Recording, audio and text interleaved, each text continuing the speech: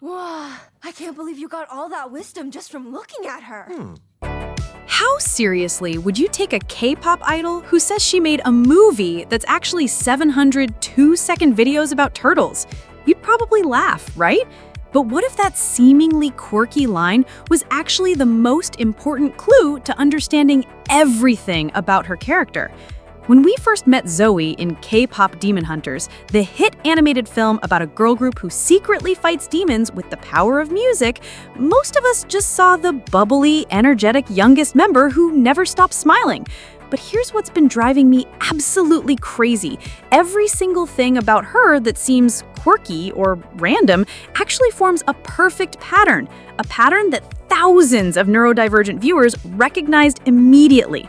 Today's video is all about the hidden truth of Zoey's character, how she's actually one of the most accurate and meaningful representations of autism and ADHD we've ever seen in animation. And trust me, once you see it, you'll never watch her scenes the same way again. Let's be honest, when Zoey excitedly announced her turtle video collection, we all thought it was just a funny throwaway line. I already picked out a movie for us. It's actually a list of 700 2-second videos I want you to watch all about turtles. Sounds super boring. I'm so down. Then you start noticing things. She takes everything literally. When Mira sarcastically says Zoey's turtle videos sound super boring, I'm so down, she beams and completely misses the sarcasm. She carries 23 notebooks full of demon insults. 23! Who does that? And it gets more interesting. Remember when they're trying to help Rumi's voice? Zoey doesn't just have an idea, she announces she has 57 ideas. But let's start with my favorite. Her mind generates solutions so fast she can't even filter them. Then there's how she reacts to sudden plan changes. When their vacation gets canceled, she has a complete meltdown about her pajamas and relaxy time. The moment everything clicked for me was when that inner demon whispers to her. What does it say? You're too much and not enough. You'll never belong anywhere. You're too much and not enough. You'll never belong anywhere, but I can give you a place to belong. Thousands of autistic and ADHD viewers heard that line and immediately thought, oh my God, they get it. That specific feeling, being simultaneously too much for people but never enough, is the universal ADHD experience. It even has a name, rejection-sensitive dysphoria, or RSD, which is the intense emotional pain many ADHD people feel from perceived rejection. Suddenly, every quirky thing about Zoey starts forming a different picture. Okay, before we dive deeper, let me quickly explain what ADHD means for those who might not know. It's when someone has both autism and ADHD, and research shows up to 80% of autistic people also have ADHD traits. The key thing is these aren't deficits to be fixed, they're different ways of thinking and experiencing the world. Can you imagine waking up every day with a brain that wants structure but also craves chaos? That's Zoey. And that's real life for so many neurodivergent people. What makes Zoey's character fascinating is how she embodies that constant internal push-pull. See, autism often craves routine and predictability, while ADHD seeks novelty and stimulation. Sound familiar? This is Zoey's entire character arc. Watch how she hyper-focuses on writing lyrics. She has notebooks dating back years, all meticulously filled. That's the autism side, deep, specialized interests. Then watch how she writes, scattered across 23 different notebooks, ideas everywhere, totally chaotic organization. That's the ADHD side. She's living that ADHD contradiction every day. And that 700 turtle videos line, it's not random. It's called info dumping, where neurodivergent people share everything about their special interest because they assume everyone finds it as fascinating as they do.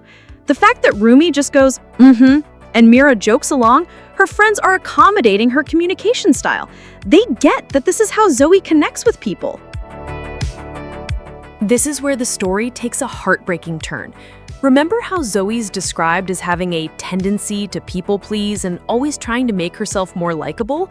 That's not just being nice, that's masking. I see. Wait, why are you looking at me? Eagerness to please. Maybe a little too eager. What? I'm not like that. You guys would tell me if I was really like that, right? when neurodivergent people hide their true selves to fit in. The biggest piece of evidence? In the song Golden, Zoey literally sings, "I've lived two lives, tried to play both sides, but I couldn't find my own place." And the visuals? They show a street sign labeled Burbank Street alongside a Korean street with hands pulling her in opposite directions. On the surface, that's about being Korean American. Neurodivergent viewers immediately recognized the deeper meaning. That's exactly what masking feels like, performing different versions of yourself, never feeling authentic anywhere, living two lives, one where you mask as neurotypical, one where you're actually yourself. Listen to what Zoey says about her life before Huntrix. "My lyrics and all my notebooks were just useless and weird." She thought her special interest, the thing she's most passionate about, was worthless. Why? Because she'd spent years being told she was too much. She even mentions colors in her head, a direct reference to how many neurodivergent people describe their different way of thinking. Think about it. In America, if Zoey missed social cues or acted weird, people probably dismissed it as, oh, she's just Korean. In Korea, if she was too direct or energetic, they'd think, oh, she's too American. Her neurodivergence got hidden behind cultural explanations. She learned to mask behind masks. And that happy, bubbly persona she maintains, when the healer reads her personality, he immediately calls out her eagerness to please, maybe a little too eager. Even he can see through it. One fan who's autistic with ADHD wrote, "I lived my professional life like this, just always act super happy and everything will be okay." That hit me like a truck because that's exactly what Zoey does. The film even shows the cost of this constant performance. When she's finally alone with her friends, what does she want? Turtle pajamas, couch, simple food. Her sensory system is so overloaded from performing all day that she craves the most predictable, comfortable things possible. That's not being lazy. That's autism's sensory recovery. What's beautiful about this film is how Rumi and Mira interact with Zoey. They never tell her to tone it down. When she impersonates their mentor Celine, word for word with perfect intonation, Mira just says, "Whoa, you sound exactly like her." Not mockingly, just observing. That's called echolalia, by the way, common in autism. When Zoey blurts out, "I'm so happy you didn't die," to Rumi, Mira gently teases, "Wow, Zoey, way to be super literal." She says it with love, though. They know Zoey processes language differently. They adapt. And in the climax, when Zoey finally drops her mask and admits her deepest fear, she tells them before joining Huntrix, she thought she was weird and useless, that they gave her meaning. And what do her friends do? They don't dismiss it or tell her she's being dramatic. They validate her feelings and share their own vulnerabilities. For many neurodivergent people, this is the dream. To have friends who see their differences and love them, not despite those traits, but because they're part of who they are. The response from neurodivergent viewers has been overwhelming. One late-diagnosed ADHD advocate wrote that watching Zoey's story helped him heal. Another said they cried the ugliest tears during her songs about finding their authentic voice. One fan put it perfectly, "I cried! Not just for Rumi, but for everyone who was told to dim their brightness." The truth is, we never see characters like Zoey. Autistic characters in media are usually white men who are geniuses but jerks. ADHD characters are usually comic relief who can't get anything done. Zoey, though, she's a Korean American woman whose neurodivergence makes her creative, loyal, and powerful. Her 57 ideas save the day. Her hyperfocus on lyrics creates the magic that defeats demons. Her different way of thinking isn't a problem to be fixed, it's what makes her a hero. And the film never cures her. By the end, Zoey is still making turtle references, still carrying notebooks everywhere, still being wonderfully, authentically herself. She just stopped hating herself for it.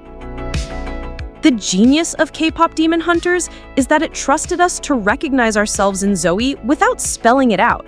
Every quirky moment is actually a neurodivergent trait portrayed with love and accuracy. That turtle video collection isn't random, it's a special interest. Those 23 notebooks aren't chaos, they're hyper-focus.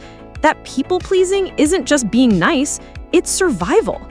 Now, to be clear, the creators haven't explicitly confirmed Zoey as autistic or ADHD, but the depth of resonance in the neurodivergent community speaks volumes. Whether intentional or not, they've created a character that makes us feel seen.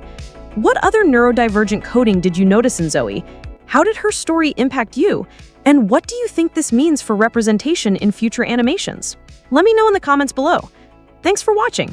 If this video opened your eyes to Zoey's true character, hit that like button, subscribe for more K-pop Demon Hunters analysis, and ring the notification bell. We're not done uncovering the layers of this incredible film. So go make your turtle videos, write your 57 ideas, fill your 23 notebooks, because different isn't broken, it's heroic.